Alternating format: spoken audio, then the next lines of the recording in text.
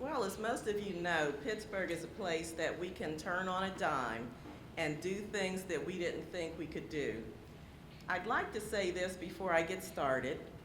The title of my presentation that's in your booklet is not what I was asked to speak on. I was asked to speak about the business case for supplier diversity. And that came out of a meeting that I attended with the CEIR working group. And I mentioned at that time that there is a business case for supplier diversity. But just because I do what I'm told, this is my annual report that you can see what we're doing at Allegheny County. So please go to that for the Allegheny County piece.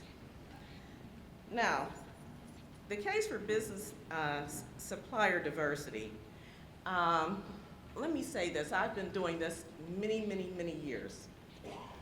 And one of the things that I've found is that people do business for two reasons.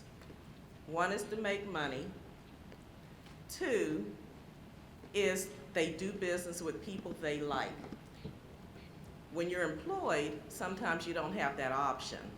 But as a business owner, you have more options out there.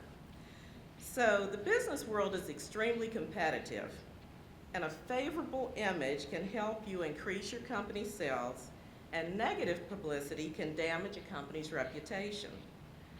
Corporate social responsibility, and that's something we've been talking about all day today, is a business philosophy that is gaining momentum.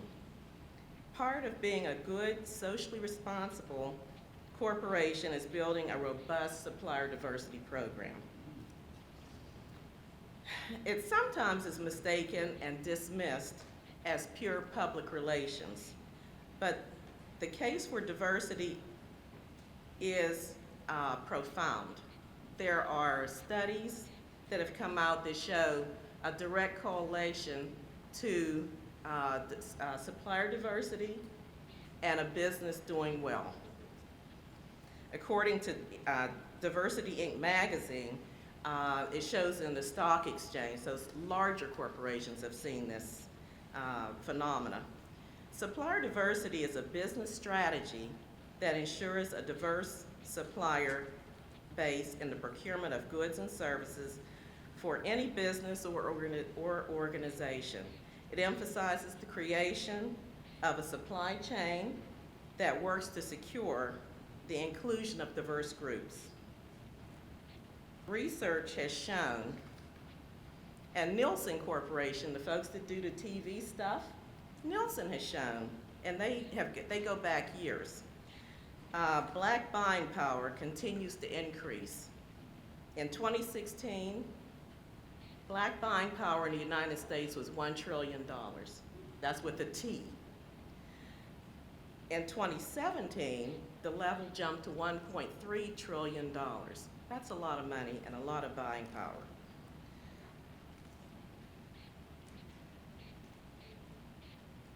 A higher percentage of African Americans who earn $100,000 or more shop at warehouse clubs, 73% annually, than non-blacks, 67%. Whole Foods, and we all love Whole Foods, attracts a greater percentage of affluent black shoppers than non-black shoppers. And the statistics go on, and you've heard a lot of them today. But in other words, what I'm saying is we as African Americans are a powerful group of consumers. We are actually super consumers when you think about the numbers. Any of you who have read about, and some of you may remember, the Montgomery bus boycott. For 1 year, thanks Esther. For 1 year, one solid year, women, primarily women who were housekeepers, walked all the way from the west side of Montgomery to where they had to do their service. They were housekeepers, they were nannies, they were cooks. The reason I know they were on the west side is because my family is from Montgomery, Alabama. And I don't care if you were Barack Obama, if you were black, you lived on the west side of Montgomery, Alabama. For 1 year, these people walked, and those of you who know the area, you know it's 100 degrees in the shade most days. And they never complained. And they got what they needed to have happen. So I would encourage you, and this is something my kid hears all the time.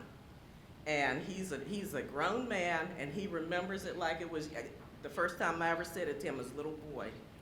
You vote in the booth, you vote with your wallet, and you vote with your feet. If you don't get what you need from corporations who don't respect you, who don't care, and you can look at the advertising and see, if people who you go in and you spend money with disrespect you, then you stop going there. You make that your piece. I'm glad it is primarily African Americans here today, because we need to understand how we got from point A to point B. And I think some of these ladies who used to walk that path would wonder, when did we become whimpering, sniveling people? We came from warriors. We don't have to beg anybody for anything. And to think that we would sit around and continue to go in and say, oh gee, please give me a chance, let me spend my money with you, is revolting, and it makes me sick.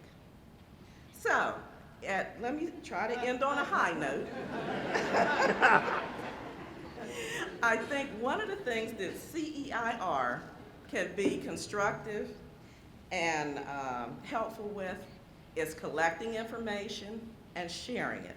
That's a part that they have played, but it needs to happen more and more, because we have to know we are consumers, but we are first people, and we need to be respected. Thank you.